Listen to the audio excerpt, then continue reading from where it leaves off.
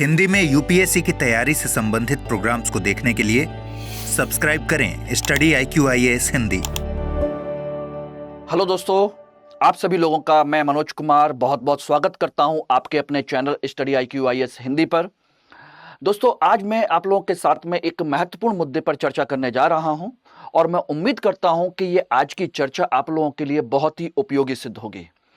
दोस्तों, आज का जो चर्चा का विषय है वो विषय ये है कि इतिहास वैकल्पिक विषय यानी कि हिस्ट्री ऑप्शनल आपके जीएस के पेपर में किस प्रकार से उपयोगी हो सकता है या किस प्रकार से उपयोगी है, या दूसरे शब्दों में कह सकते हैं कि क्या इतिहास वैकल्पिक विषय के बिना जीएस के पेपर में आप अच्छे नंबर ला सकते हैं या नहीं ला सकते।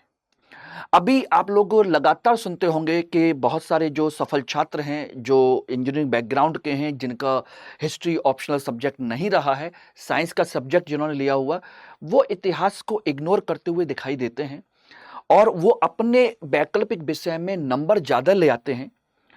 और जीएस में उनके नंबर की अगर मार्कशीट देखेंगे और उसमें उनके मार्क्स देखेंगे तो आपको लगेगा कि तो उसके जीएस में तो नंबर ही नहीं है, फिर भी वो अच्छे खासे लेवल पर टॉप कर गए हैं। तो वो कहीं ना कहीं इतिहास को इग्नोर करने की बात कहते हैं कि हल्का फुल्का पढ़ लीजिए, काम हो जाएगा। आखिर इसके पीछे कारण क्या है? क्यों कहते हैं कि इतिहास को हल्का फुल्का पढ़ लीजिए, या क्यों वो इग्नोर करते हैं? और अगर मैं कहूं कि जीएस में भी आपके अच्छे नंबर आ जाएं और ऑप्शनल में भी अच्छे नंबर आ जाएं, तो क्या आपकी सफलता को सुनिश्चित नहीं माना जा सकता? बताइए। बिल्कुल माना जा सकता है दोस्तों। अगर देखिए, हमारा एक ही उद्देश्य है, आपका हमारा, कि आपका सिलेक्शन हो और श्योर सिलेक्शन हो, क्योंकि डे बाय डे आप लोगों का जो यूपीएससी का एग्जाम है वो लगातार कठिन होता चला जा रहा है। ऐसे में ये कोई गारंटी नहीं है कि इस साल प्री एग्जाम पास हुआ है तो अगले साल भी प्री एग्जाम आपका पास हो ही जाए। ऐसे बहुत सारे छात्र देखे होंगे जो आपके इस साल उन्होंने मेंस लिखा या इंटरव्यू दिया और अगले साल उनका प्री नहीं हुआ। तो क्या इतना आपके पास पेशेंस है, इतनी आपके पास क्षमता है, या इतना आपके अंदर कैलिबर है कि इतने सारे समय को और इतनी सारी समस्या को आप झेल सकें या महसूस कर सकें? बताइए। नहीं। तो मेरा मानना एक ही है दोस्तों, वो ये है कि एक बार प्री परीक्षा पास करिए, उसी बार मेंस पास करिए, उसी बार इंटरव्यू दीजिए और फाइनल सिलेक्शन लेकर के यहां से फ्री हो जाइए। और उसके लिए रणनीति यह है कि आप हर स्टेज पर, चाहे जीएस के प्रारंभिक परीक्षा का पेपर हो, सीसेट हो, या मेंस का पेपर हो, या इंटरव्यू, ज्यादा से ज्यादा नंबर हासिल करके अपनी सफलता को सुनिश्चित करना चाहिए और किसी प्रकार की कोई भी दुविधा नहीं रहनी चाहिए। क्योंकि गॉड गिफ्टेड चीजें अलग होती हैं, ईश्वर का ब्लेसिंग्स जो होता है, गॉड ब्लेसिंग्स, वो अलग होता है कि भाई ऊपर वाले का आशीर्वाद था, हमारा हो गया, 1 नंबर से हो गया या 4 नंबर से हो गया। मेरा मानना है कि आप हर स्टेज पर बेहतरीन परफॉर्मेंस करें और ज्यादा से ज्यादा नंबर लेकर के आए। तो आज मैं इसी मुद्दे पर आपको इतिहास वैकल्पिक विषय को लेकर के, हिस्ट्री ऑप्शनल सब्जेक्ट को लेकर के चर्चा करने जा रहा हूं कि ये सब्जेक्ट जो है आपके जीएस में कितना उपयोगी है और किस प्रकार से उपयोगी है। क्या हमें हिस्ट्री वैकल्पिक विषय लेना चाहिए या नहीं लेना चाहिए? दोस्तों, आप लोगों को बता दें कि हिस्ट्री ऑप्शनल का जो सब्जेक्ट है हम लोगों ने स्टार्ट किया है और 20 मई को इसका एडमिशन की लास्ट डेट है। उसके बाद ये बैच क्लोज हो जाएगा। अभी एंशिएंट इंडिया के बिल्कुल बिगनिंग से हमने इसको स्टार्ट किया है और इसकी जो फीस है मात्र 15,999 रुपए है, एम के लाइव कोड लगाने के बाद में। तो 2025 या 2026 आप लोग एग्जाम देने जा रहे हैं और चाहते हैं कि आप सफलता सुनिश्चित करें, तो आज इस मुद्दे पर विशेष तौर पर ध्यान दीजिएगा। तो चलिए मैं इस पर आपको चर्चा करता हूं कि आपके हिस्ट्री ऑप्शनल विषय की जीएस में क्या उपयोगिता है। क्या हिस्ट्री ऑप्शनल के बिना जीएस क्या उतने अच्छे नंबर लाए जा सकते हैं, या आपकी प्रारंभिक और मुख्य परीक्षा की सफलता को सुनिश्चित किया जा सकता है या नहीं? क्या इसका सिलेबस जीएस के सिलेबस से अधिक है या कम है, क्या है? इस पर हम लोग विस्तृत चर्चा करने जा रहे हैं। दोस्तों, एक चीज ध्यान रखिएगा, मैं वैकल्पिक विषय के बारे में चर्चा बाद में करूंगा, पहले बात करता हूं जीएस को लेकर के। जीएस में प्रारंभिक परीक्षा में अगर हम बात करें तो इतिहास जो विषय है, इतिहास के लगभग 20 प्रश्न आते हैं। 20 प्रश्न के लगभग आते हैं, 2-4 क्वेश्चन कम या 2-4 क्वेश्चन ज्यादा है, ठीक है ना। और इसमें अगर आप देखेंगे तो आपका इतिहास एवं कला संस्कृति, इतिहास एवं कला संस्कृति का टॉपिक दिया हुआ है, संस्कृति का टॉपिक दिया हुआ है, history and art and culture. इसका मतलब हो गया कि इसमें प्राचीन भारत का इतिहास, इसमें मध्यकालीन भारत का इतिहास और आधुनिक भारत का इतिहास का सिलेबस इसमें शामिल है। आधुनिक भारत, इससे जुड़े हुए हिस्ट्री एंड कल्चर के आपके प्रश्न पूछे जाते हैं। तो 20 प्रश्न आपके यहां पर हैं, ठीक है ना, ध्यान रखना। दूसरा हम बात करें तो मेंस में, मेंस के आप लोग जानते हैं कि जीएस के 4 पेपर होते हैं। तो जीएस का फर्स्ट पेपर है, उसमें कम से कम मान के चलिए, कम से कम इतिहास के 6 प्रश्न होते हैं 20 में से। 20 प्रश्नों में से कम आपके 6 प्रश्न होते हैं और एक प्रश्न एवरेज आपका 15 नंबर का, लगभग 12.5 नंबर का होता है, क्योंकि 10 प्रश्न आते हैं आपके 10 नंबर के और 10 प्रश्न आते हैं आपके 15 नंबर के। तो सोचिएगा लगभग कितने हो गए, 75 नंबर का आपका ये प्रश्न हो गया जीएस के फर्स्ट पेपर में। 250 में से 75 नंबर के प्रश्न हैं हिस्ट्री के डायरेक्ट। और ये जो प्रश्न आते हैं ध्यान रखिएगा, प्राचीन भारत, मध्यकालीन भारत, आधुनिक भारत, ये हमारा सिलेबस है, और विश्व इतिहास, विश्व इतिहास ये रहा। तो इन सभी टॉपिक से ये प्रश्न होते हैं और जीएस में कोई भी चॉइस नहीं होती, बल्कि करना यह होता है कि आपको हर प्रश्न बहुत अच्छे तरीके से कवर करना होता है, बहुत अच्छे से कवर करना होता है, ठीक है ना। तो ये बात यहां पर समझिएगा। ये तो है डायरेक्ट प्रश्न जो हिस्ट्री से संबंधित आते हैं आपके जीएस में, डायरेक्ट प्रश्न, ठीक है। अब यहां पर देखा जाए तो इसका मतलब हो गया कि आपका जो ऑप्शनल सब्जेक्ट का जो सिलेबस है और जो आपके हिस्ट्री का जो सिलेबस है वो दोनों सेम है। यानी कि ऑप्शनल सब्जेक्ट में भी एंशिएंट, मिडिवल, मॉडर्न, वर्ल्ड, चारों पोर्शन आपके होते हैं। यानी कि भारतीय इतिहास भी और विश्व इतिहास भी, ये चारों के चारों हैं। वही आपको चारों जीएस में भी पढ़ने हैं, वही चारों आपको ऑप्शनल में भी पढ़ने हैं। तो अलग कुछ भी नहीं है। जबकि आप लोग सोच रहे होंगे कि आपका ऑप्शनल का सब्जेक्ट है, मतलब इसका सिलेबस ज्यादा होगा, जीएस का सिलेबस कम होगा। मैं इस पर भी आपको चर्चा करूंगा। पूरी तरीके से जब आपकी संतुष्टि हो जाएगी उसके बाद ही आप लोग समझिएगा कि सही स्थिति क्या है और क्या नहीं है, ठीक है ना। तो एक तो यहां पर समझिएगा कि अगर आप हिस्ट्री ऑप्शनल का पेपर की तैयारी करते हैं तो यहां पर आपको कैसे इसकी हेल्प मिलती है और कितना आपको हेल्प मिलेगा। अब मुझे बता दीजिए, क्या उतना ही सिलेबस या वही सारे पोर्शन आपको जीएस में नहीं पढ़ने, क्या वही ऑप्शनल सब्जेक्ट में नहीं पढ़ने? बिल्कुल दोनों का सिलेबस सेम है, एक भी चीज दोनों में अलग नहीं है, एक भी चीज अलग नहीं है।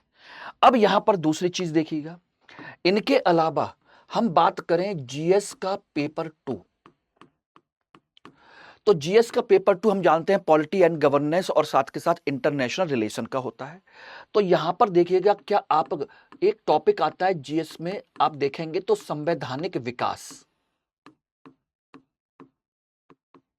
संवैधानिक विकास, संवैधानिक विकास पॉलिटी में पढ़ने का टॉपिक है या इतिहास में? जिस समय से आपकी British east India company Bharat पर शासन चलाती है और देश की आजादी तक विभिन्न प्रकार के कानूनों का निर्माण करती है, वहां से ज्यादा समझ में आएगा इसका हिस्टोरिकल बैकग्राउंड समझते हुए, या केवल पॉलिटिकल लेवल पर कुछ संवैधानिक प्रावधान पढ़ लेंगे उसी से काम चल जाएगा?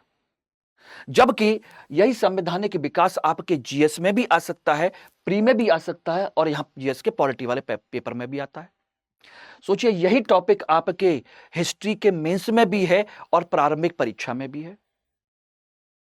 जबकि हिस्ट्री में इसको डिटेल में पढ़ेंगे, हिस्टोरिकल और पॉलिटिकल बैकग्राउंड दोनों तरीके से पढ़ा जाएगा। ठीक है ना, एक टॉपिक। दूसरा टॉपिक इतिहास में यहीं पर ध्यान रखिएगा, आईआर का, इंटरनेशनल रिलेशन। इंटरनेशनल रिलेशंस की वास्तव में शुरुआत कब से होती है? जब से भारत देश आजाद होता है, यानी कि 1945 के बाद। 1945 के बाद जब द्वितीय विश्व युद्ध समाप्त हो गया, तो क्या आपको प्रथम विश्व युद्ध, द्वितीय विश्व युद्ध की पृष्ठभूमि नहीं पता होनी चाहिए? First and second world war की आपको सही कारण नहीं पता होना चाहिए, जिससे कि दुनिया भर के संबंधों को अच्छे तरीके से स्पष्ट कर सके? ठीक है ना। क्या इसके बाद में आपका शीत युद्ध का कंसेप्ट पता नहीं होना चाहिए? शीत युद्ध, क्या हमको नेम की प्रासंगिकता पता नहीं होनी चाहिए? गुटनिरपेक्ष आंदोलन के बारे में, आखिर किन कारणों से यूएन का गठन किया गया, आज वह कितना प्रासंगिक है, कितना प्रासंगिक नहीं है? ठीक है ना। क्या इसके बाद आपको नहीं पता होना चाहिए भारत की विदेश नीति क्या है? क्या ये आप केवल आईआर में पढ़ेंगे? बताइए, क्या आपको यह पता नहीं होना चाहिए कि यूनिपोलर वर्ल्ड क्या है? यूनिपोलर वर्ल्ड यानी कि एक ध्रुवीय विश्व की अवधारणा क्या है, यानी कि अमेरिका एक ध्रुव बन के रह गया। क्या वार्सा पैक्ट और नाटो का कंसेप्ट पता नहीं होना चाहिए?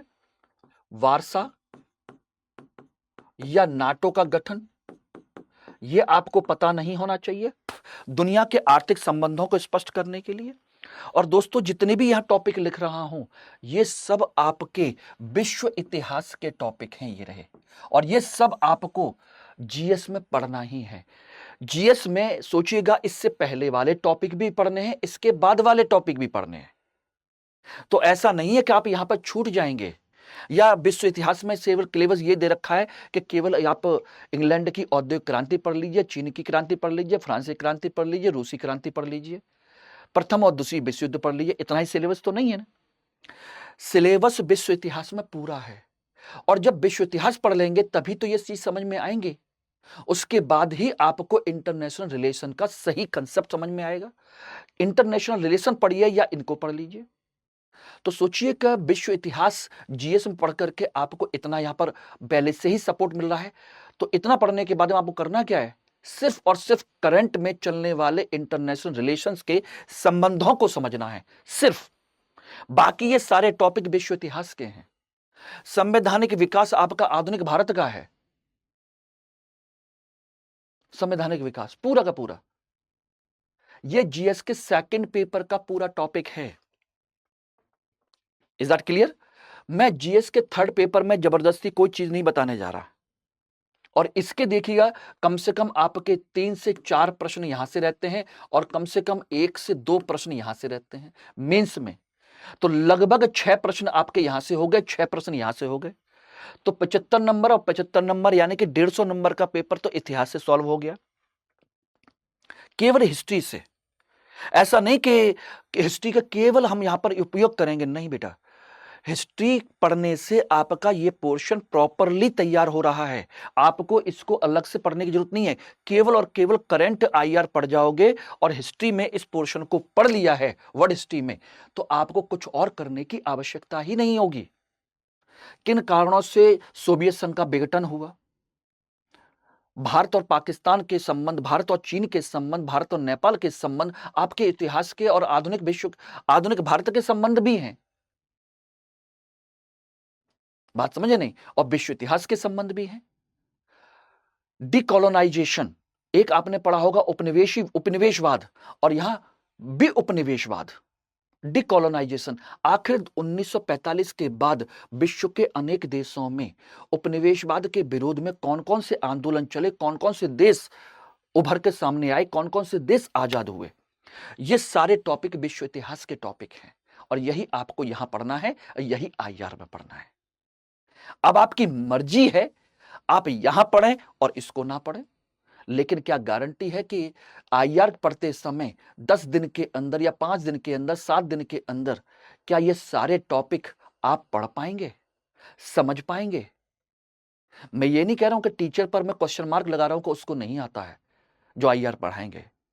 बल्कि बात यह है कि आईआर के इतना बैकग्राउंड समझने के लिए आपको समय चाहिए, उसकी समझ चाहिए, हिस्टोरिकल अंडरस्टैंडिंग चाहिए, ऐतिहासिक समझ चाहिए, तब जाके नंबर आते हैं।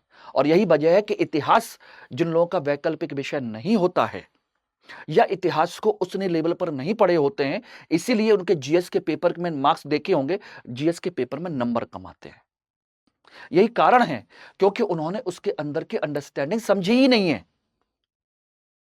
ये सबसे बड़ी चीज, जीएस का पेपर 3 जिसमें आपका इंटरनल आपका देखा जाए इंटरनल सिक्योरिटी है, आंतरिक सुरक्षा है, इकोनॉमी है, ठीक है ना, साइंस एंड टेक है, उसको मैं जबरदस्ती इसमें लिंक नहीं कर रहा हूं, तो इसको तो आप छोड़ दीजिए।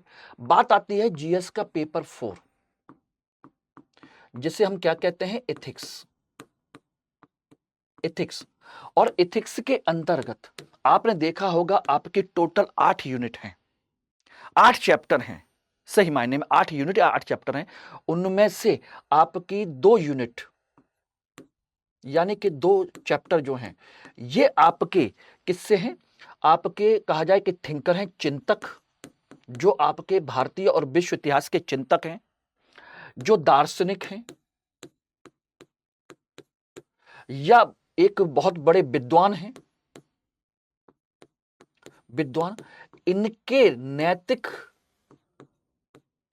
विचारों पर चर्चा की गई है, नैतिक विचारों पर चर्चा की बात की गई है। जैसे महात्मा बुद्ध है, ठीक है ना, चाणक्य हैं, महावीर स्वामी हैं, ठीक है ना, अंबेडकर हैं, गांधी हैं, टैगोर हैं, नेहरू हैं, पटेल हैं, इस तरह के बहुत सारे चिंतक हैं, विश्व इतिहास के चिंतक भी हैं।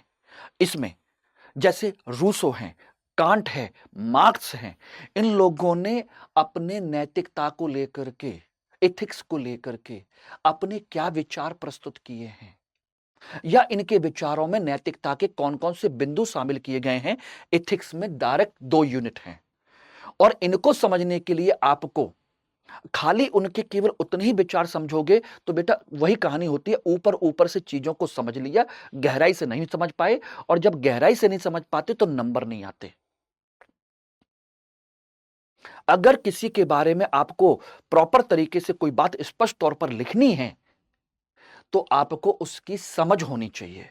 तो जितने भी यहां पर नैतिक भारतीय और विश्व इतिहास के चिंतक हैं, दार्शनिक हैं और नैतिक विचारक हैं, उनके आपको ऐतिहासिक परिप्रेक्ष्य आपको पता होना चाहिए और वो हम यहां पर पढ़ते हैं। चाहे देखिए कि आपका चाणक्य है, चाणक्य यानी कौटिल्य जिसने अर्थशास्त्र लिखा, उसके विचारों को तभी समझ पाएंगे जब इतिहास में समझ पाएंगे। महात्मा बुद्ध हैं, जब इतिहास में समझ पाएंगे तब उसके विचारों को समझ पाएंगे। अब यहां पर इसमें हम महात्मा बुद्ध के जो कहा जाए कि 4 आर्य सत्य है, अष्टांगिक मार्ग है, उतने से काम चल जाएगा नहीं, लेकिन उसके बिना काम नहीं चलेगा। और यहां पर उनके मूलभूत सिद्धांत यहां डिस्कस तो नहीं किए जाएंगे कि महात्मा बुद्ध के कौन कौन से विचार थे, कौटिल्य ने क्या क्या बात कही थी। जब हिस्टोरिकल बैकग्राउंड से सारी चीजों को समझ लेंगे तब जाकर के यहां के सारे विचार समझ में आएंगे। 2 यूनिट हैं और 2 यूनिट का मतलब होता है कि आपके 2 प्रश्न, और 2 प्रश्न मतलब है आपके अच्छे खासे नंबर। यानी कि केवल 2 प्रश्न मतलब यहां पर 15 12.5 नंबर का नहीं है। एथिक्स में केवल आपके 8 प्रश्न आते हैं, हर यूनिट से 1 प्रश्न रहता है जिसमें 3 पार्ट होते हैं। इस तरह से मतलब कुछ इस तरह के प्रश्न रहते हैं और तब जाकर के हम इसमें नंबर उठा पाते हैं। तो इसका मतलब है 50 से 60 नंबर का पेपर आपका यहां से, 75 नंबर का यहां से, 75 नंबर का यहां से, यानी कुल मिलाकर के मेंस में जीएस में कम से कम 200 से 250 नंबर का इतिहास से आपके प्रश्न पूछे जाते हैं। अब आप सोचिएगा 20 प्रश्न जो कि आपके सीधे सीधे आपके बन सकते हैं, सीधे सीधे आपके 20 प्रश्न यहां से बन सकते हैं। जब हिस्ट्री ऑप्शनल आप तैयार कर लेंगे तो 20 क्वेश्चन ये आपके हो गए। हिस्ट्री ऑप्शनल तैयार कर लेंगे तो 200 से 250 नंबर का पेपर आपका यहां से सॉल्व हो गया। यानी कि प्री भी श्योर और मेंस भी आपका अच्छा खासा तैयार, यानी कि दूसरों से आपके 10-20-50 नंबर ज्यादा ही आएंगे, क्योंकि आप प्रॉपर तरीके से सारी चीजों को समझ चुके हैं, प्रॉपर तरीके से। तो मेरी बात समझ में आगे नहीं आगे? तो इतना ध्यान रखिएगा। तो कितनी बड़ी इंपॉर्टेंस है हिस्ट्री ऑप्शनल की आपके जीएस में। अब आप समझ सकते हैं कि बिना हिस्ट्री ऑप्शनल के क्या आप जीएस में उतने अच्छे नंबर ला सकते हैं, या मैं कहूं कि बिना ऑप्शनल पढ़े या हिस्ट्री पढ़े, जीएस में पढ़ करके क्या हिस्ट्री ऑप्शनल की तैयारी नहीं कर रहे? एक तरीके से सब कुछ तो वही पढ़ना है। आप ऑप्शनल मत पढ़िए, तब भी आपको ऑप्शनल के बराबर पढ़ना पड़ेगा।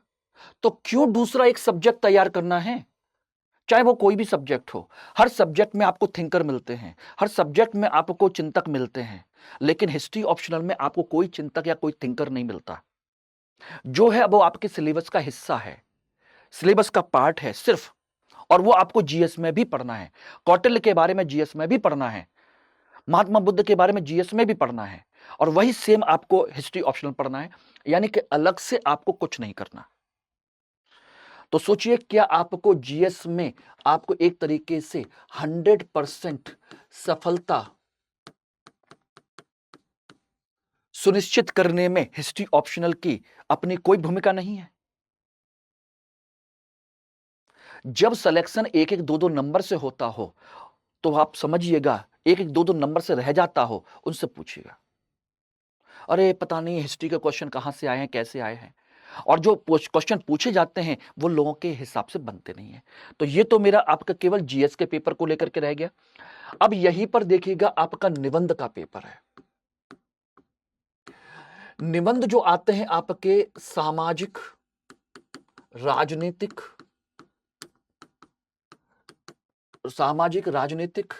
आर्थिक,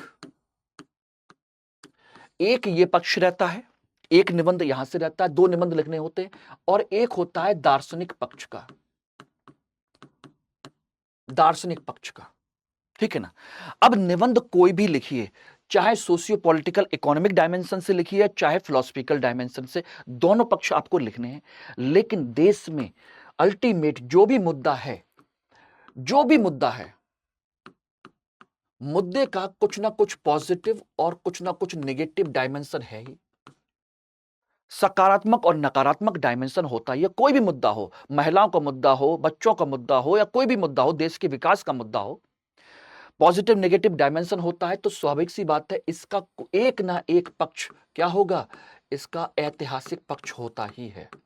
बिना ऐतिहासिक पक्ष को स्पष्ट किए क्या आप अपनी बात कह सकते हैं? अगर आपके इतिहास के डायमेंशन की सही समझ नहीं है, तो क्या आप भारत की विदेश नीति पर प्रश्न आया तो लिख पाएंगे? भारत में राजनीतिक किसी मुद्दे को लेकर कोई प्रश्न बनता है तो उसका हिस्टोरिकल बैकग्राउंड आपको क्लियर नहीं होना चाहिए कि इतिहास में महिलाओं या निम्न जाति या पुरुषों या बच्चों या किसी भी शिक्षा के मुद्दे पर लेकर के, किसी भी मुद्दे पर लेकर के, क्या हिस्टोरिकल बैकग्राउंड आपको पता नहीं होना चाहिए? जब ये लिखेंगे तभी तो बता पाएंगे कि हमारे भारत में या विश्व में ये परंपरा ऐसे ऐसे चली आई थी, अब जाकर के ऐसी समस्या है। यानी कि वर्तमान की जो समस्या है या वर्तमान की जो भी अच्छाई है वो क्या है? ऐतिहासिक पक्ष आपको क्या सिखाता है? ध्यान रखिएगा, ऐतिहासिक पक्ष सिखाता है कि जो आप वर्तमान में हैं, वर्तमान का आधार बताता है। आधार यही बताता है कि आधार किसने तैयार किया है? इतिहास ने। इतिहास से ही आपका वर्तमान का आधार तैयार हुआ है, चाहे वो पॉजिटिव हो और चाहे वो नेगेटिव हो। यानी कि अच्छे विचार रहे हों या गलत विचार रहे हों, वो सारे के सारे विचारों से ही आज हमारा वर्तमान तय हुआ है। क्लियर है?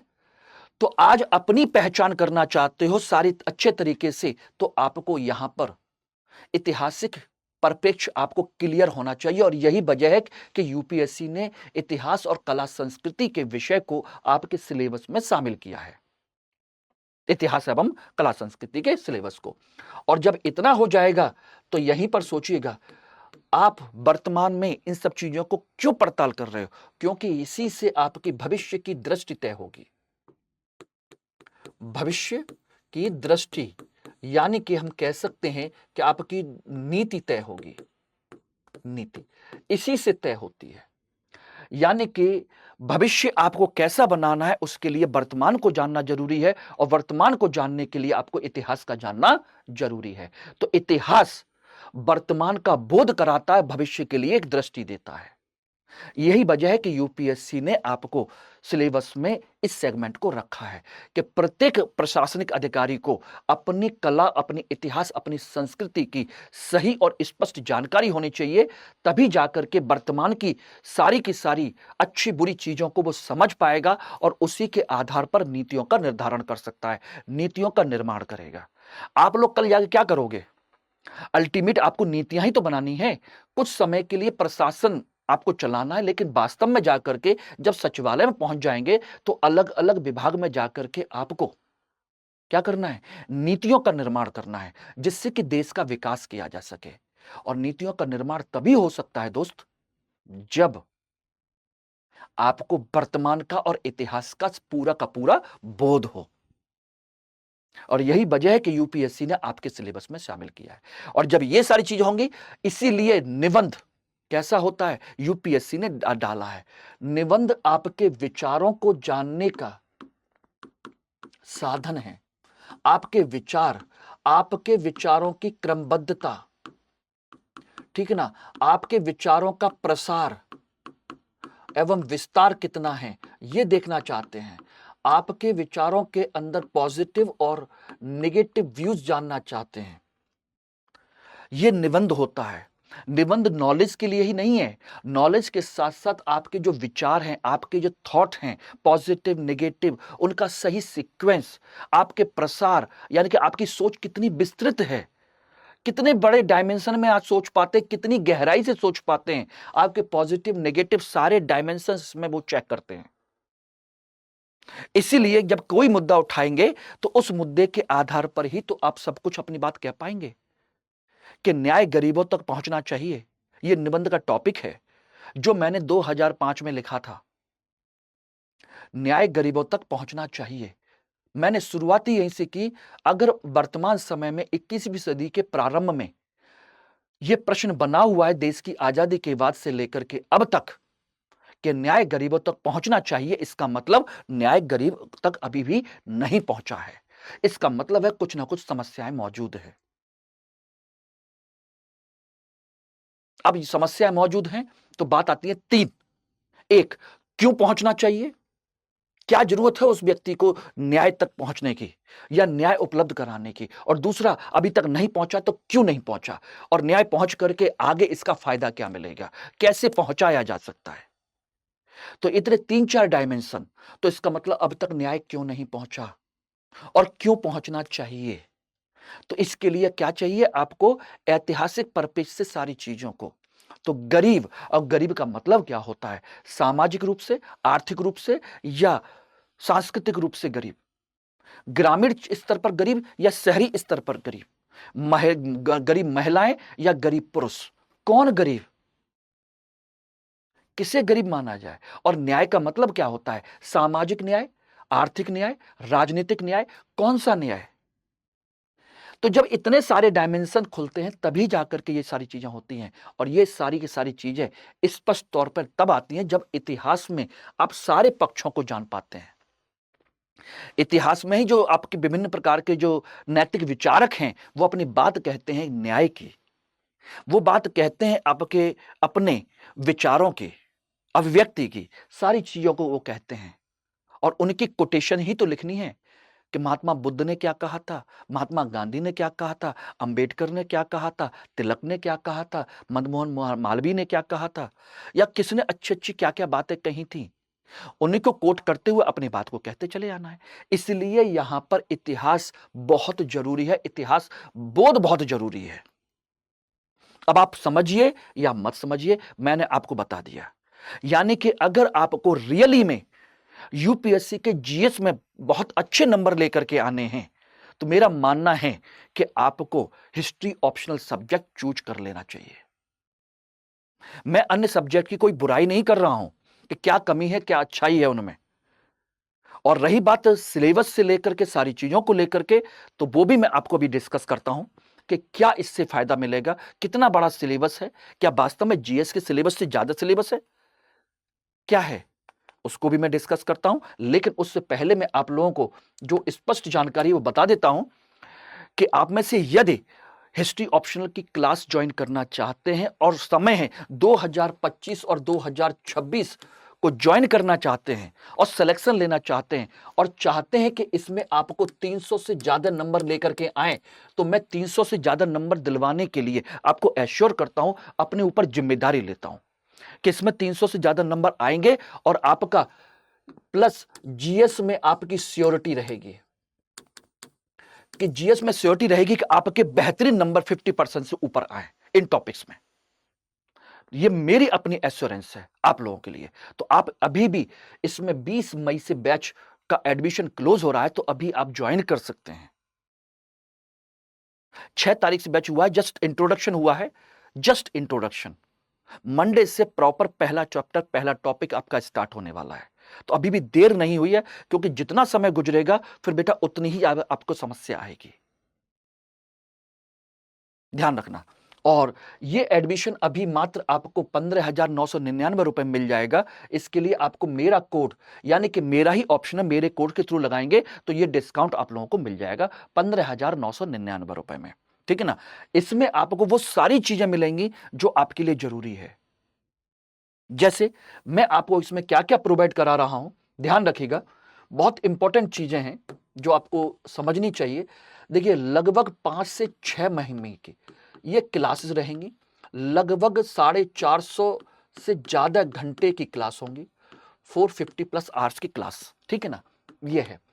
इसके अलावा इसमें आपको मटेरियल उपलब्ध कराया जा रहा है, यानी कि study material, hand written material, यानी कि जो मेरा अपना खुद का लिखा हुआ मटेरियल है वो रहेगा ही रहेगा, हैंड रिटन, ठीक है ना। तीसरी इंपॉर्टेंट चीज है, इसमें डेली क्लास की पीपीटी, क्लास का पीडीएफ वाला जो मटेरियल है, जो क्लास में मैं पढ़ाता हूं वो रहेगा रहेगा।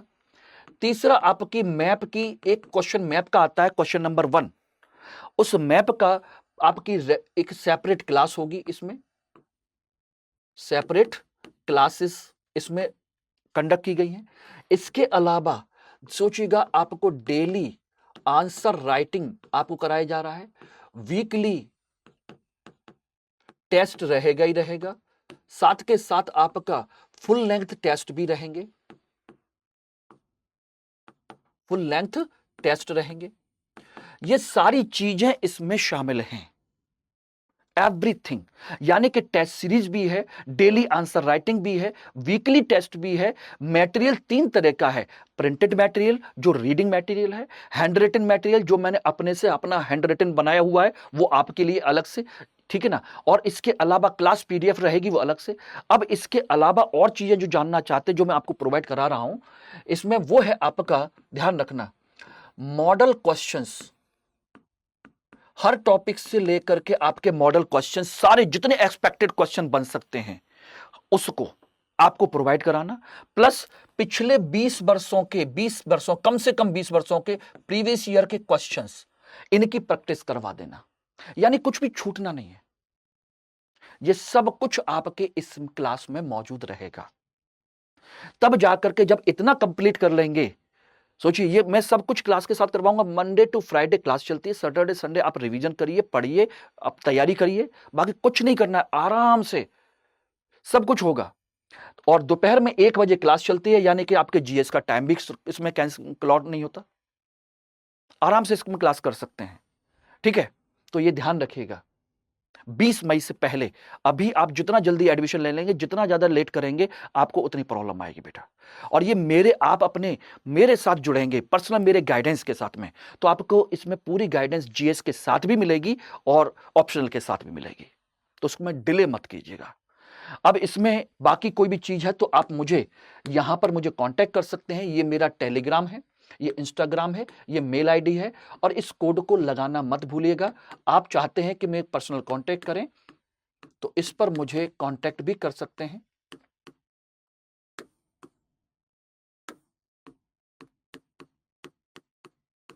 ये रहा, ये आपका व्हाट्सएप नंबर है। इस पर भी आप मुझे कांटेक्ट कर सकते हैं, अपने डाउट क्लियर कर सकते हैं, सारी चीजें कर सकते हैं। मेल आईडी है, इस पर भी आप मुझसे कांटेक्ट कर सकते हैं।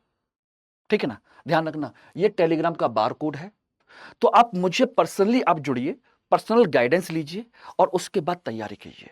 और तैयारी केवल आधे अधूरे मन से नहीं, बल्कि पूरे समर्पण के साथ में सिलेक्शन के लिए तैयारी करिए। जब मैंने तैयारी करना शुरू किया माय डियर, तो मेरा टारगेट था कि मैं पहले अटेम्प्ट में निकालूं, और मैंने फर्स्ट अटेम्प्ट में यूपीएससी का प्री क्वालिफाई किया, दूसरे अटेम्प्ट में इंटरव्यू दिया, तीसरे अटेम्प्ट में इंटरव्यू दिया, चौथे अटेम्प्ट में यूपीएससी में भी इंटरव्यू दिया और पीसीएस में सिलेक्शन भी ले लिया। और सिलेक्शन लेने के बाद आपको छोड़कर पढ़ाने आ गया, जॉब ज्वाइन नहीं किया मैंने पीसीएस में, सिर्फ पढ़ाने की वजह से। मुझे लगा कि वहां से बेहतर मैं यहां कर सकता हूं, या तो प्रॉपर आईएएस आईपीएस आईआरएस मिलता, या फिर मुझे ये ठीक रहा। तो यूपी पीसीएस में सिलेक्शन लेकर के मैंने ये प्रूव कर दिया कि सिलेक्शन रुकता नहीं है। ठीक है ना। अब बात आती है कि जीएस के प्रश्नों का लेबल, यहां पर समझिएगा, जीएस के प्रश्नों का लेबल आप ध्यान देखिए, मैं जो समझाने जा रहा हूं। अब यहां पर देखिए, क्वेश्चन पढ़िए, धान्य कटक जो महासांगिकों के अधीन एक प्रमुख बौद्ध केंद्र के रूप में समृद्ध हुआ, निम्न में से किस क्षेत्र में अवस्थित है? आंध्र प्रदेश, गांधार, कलिंग या मगध? तो धान्य कटक है कहां? दूसरा क्वेश्चन है, प्राचीन दक्षिण भारत के संदर्भ में कोरकई, पुंपुहार और मुसिरी किस रूप में विख्यात थे? राजधानी नगर, पत्तन, लौह इस्पात निर्माण केंद्र, जैन तीर्थंकरों के चैत्य। तीसरा क्वेश्चन देखेंगे, आपके प्राचीन भारत के संदर्भ में निम्न कथनों पर विचार कीजिए। स्तूप की संकल्पना बौद्ध संकल्पना है। स्तूप आमतौर पर अवशेषों के निक्षेपागार होते हैं। नंबर 3, बौद्ध परंपरा में स्तूप एक संकल्प अर्पित या स्मारक संरचना होती थी। इनमें से कितने कथन सही हैं? अब ये प्रश्नों का लेवल देखिए जीएस का, क्या इस लेवल पर जीएस में पढ़ाई होती है? जब ये लेवल जीएस का है तो दोस्त अब समझ सकते हो कि जीएस के क्वेश्चन कितने हार्ड होते होंगे। और ये साधारण किताबों में ये प्रश्न तो मौजूद है नहीं, एक आध कोई मिल जाए, और ये भी आपके 2023 के प्रश्न हैं, 2023 का पेपर के क्वेश्चन हैं ये, ऐसा भी नहीं कि कहीं है। तो यूपीएससी क्वालिफाई करना है, यही वजह है कि आप देखते होंगे 45 क्वेश्चन पे आपका प्री पास हो जा रहा है। मेरा टारगेट है कि 60 क्वेश्चन सही करके जाइए ना, बिल्कुल रिजल्ट देखने की जरूरत ही नहीं पड़ेगी। जैसे मैंने पहली बार रिजल्ट देखा था, उसके बाद मैंने कभी भी लाइफ में प्री का रिजल्ट ही वेट नहीं किया, मैंने देखा ही नहीं। मुझे पता है पास हो जाऊंगा, इतने क्वेश्चन सही हो जाते हैं। अगर एक सब्जेक्ट को ढंग से तैयार कर लिया जाए तो फिर ये कुछ बचेगा। महासांगिक क्या होते हैं, महासांगिकों के कौन कौन से केंद्र हैं, अगर ये आपको समझ में आ जाए, कंसेप्ट समझ में आ जाए, तो आपका काम हो जाएगा। ये कोरकई, पुहम ये क्या हैं? ये बंदरगाह नगर हैं, पत्तन हैं, दक्षिण भारत के, यानी किस राज्य के? चोल चेर पांडे यानी संगम वंश के समय में। अब संगम वंश का कंसेप्ट पता हो, संगम वंश के प्रमुख पत्तन कौन कौन से थे, कैसे कैसे थे, अगर उनको सही ढंग से पढ़ लिया जाए तो क्वेश्चन आराम से सॉल्व हो जाएगा।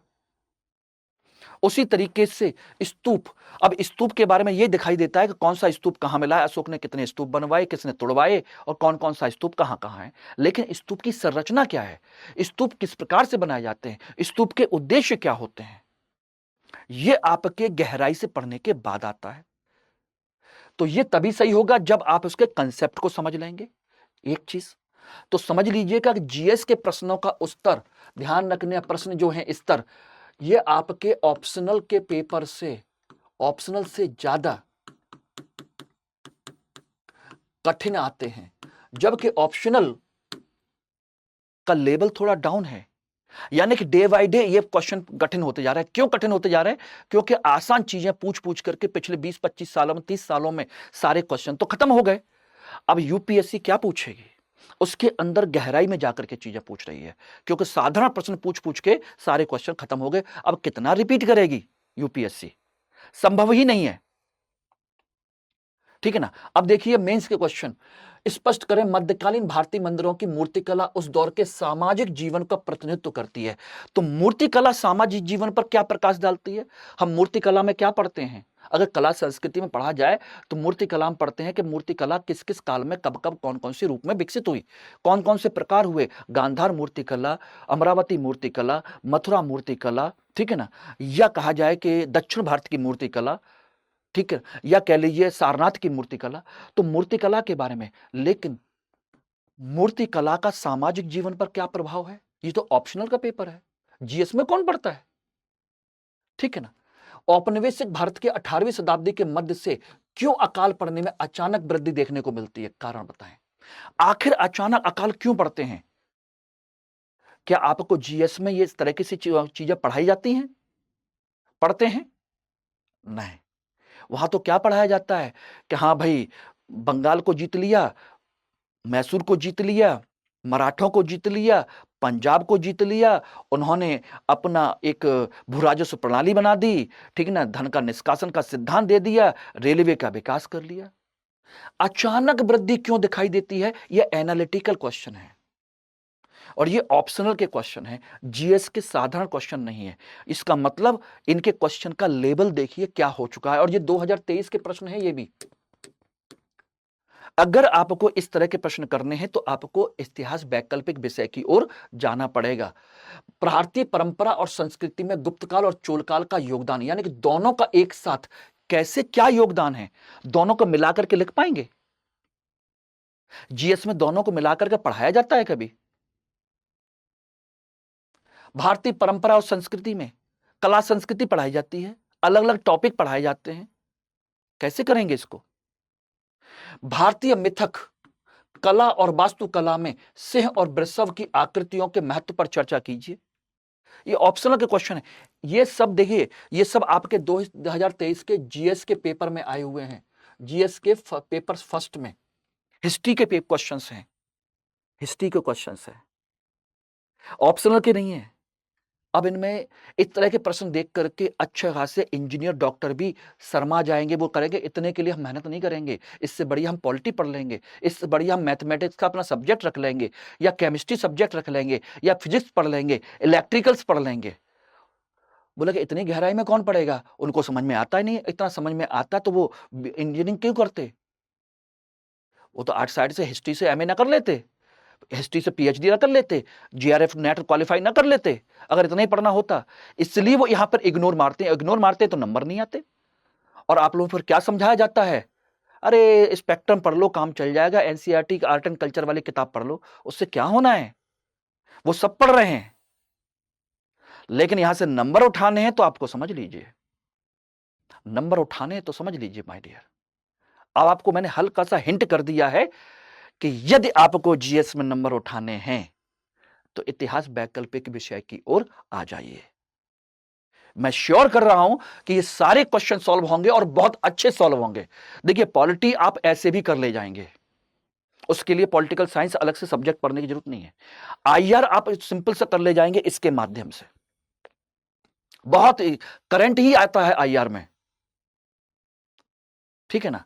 ज्योग्राफी जीएस में जितना पूछा जाता है उतना आराम से आप कर लेके ले जा सकते हैं, लेकिन बिना ऑप्शनल की तैयारी के जीएस पॉसिबल नहीं है। उसका लेवल बहुत हाई हो चुका है और इस हाई लेवल को करने के लिए आपको बहुत कुछ करना पड़ेगा। अब दूसरी बात, इसका मतलब है जीएस में आपको प्राचीन भारत पूरा पढ़ना है, मध्यकालीन भारत पूरा पढ़ना है, और आपको आधुनिक भारत पूरा पढ़ना है, और विश्व इतिहास पूरा पढ़ना है। ये चारों के चारों आपको विस्तार से भी पढ़ने हैं और गहन अध्ययन भी करना है, गहराई के साथ में, साधारण तरीके से नहीं होने वाला। और जब इतना ही करना है तो इतना ही आपका वैकल्पिक विषय का है भी है, वैकल्पिक विषय में भी यही है। ध्यान रखना, इसमें आपको क्या करना है, केवल कंसेप्ट पर ध्यान देना है, फैक्ट पर भी ध्यान नहीं देना, कंसेप्ट फोकस करना है,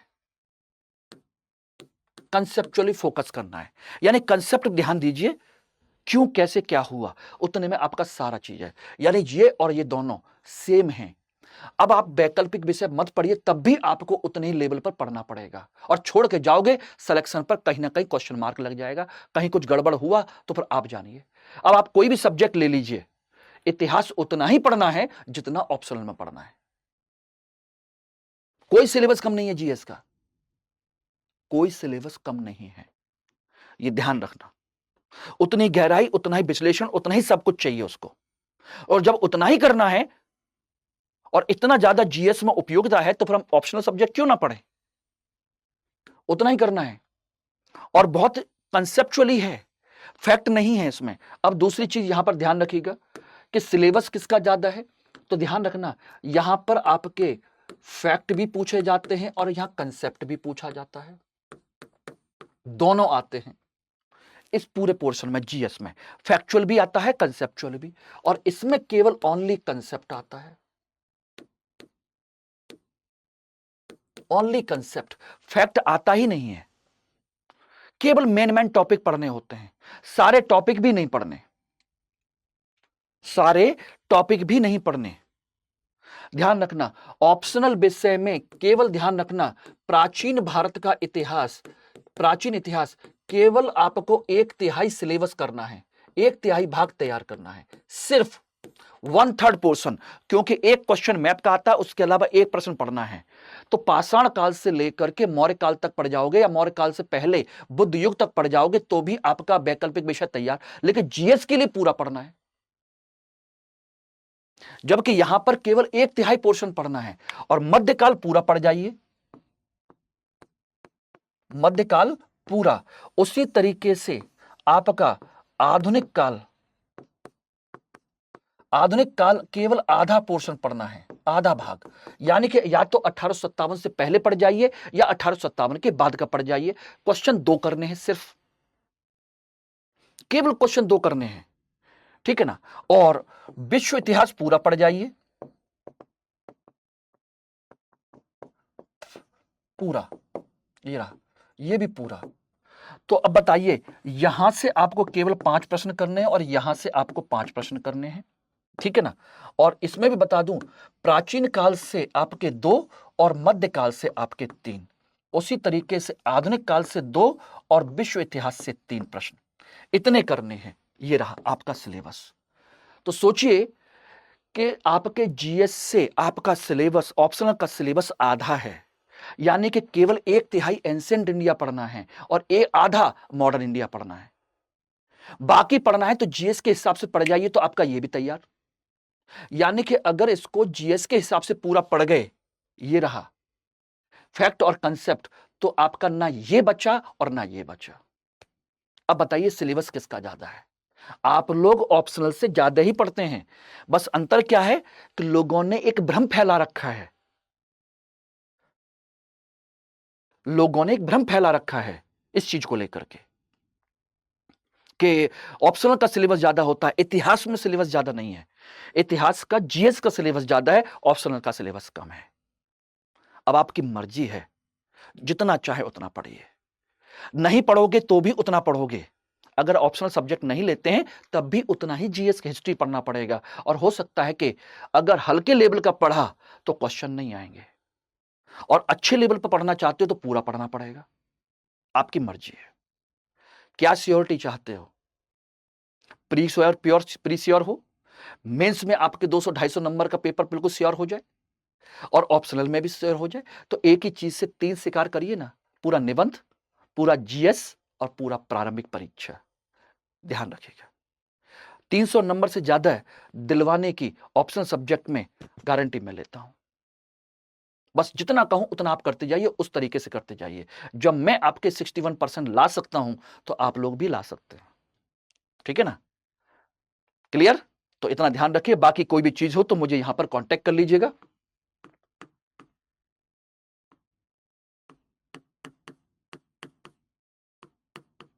और ये सारे कांटेक्ट हैं, लेकिन एडमिशन लेते समय MK लाइव कोड लगाना मत भूलिएगा दोस्तों, ठीक है ना। ये टेलीग्राम बार कोड है, इसके थ्रू मुझसे ज्वाइन कर लीजिए, कनेक्ट हो जाइए।